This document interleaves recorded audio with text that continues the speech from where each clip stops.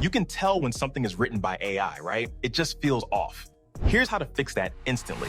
Go to ChatGPT, then Settings, then Personalization, then under Custom Instructions, paste this line. Write like a real human. Keep it professional but natural, like you're explaining something to a smart friend. Avoid buzzwords, corporate jargon, M-dashes, and robotic phrasing. Be clear, direct, conversational, and genuinely helpful. Why does this matter? Because people can smell AI words like furthermore, or delve, or game-changing, or using M-dashes. They scream robot, not authentic connection. If you want the full list of words I've banned so my content sounds human, just comment list and I'll send it right over to you.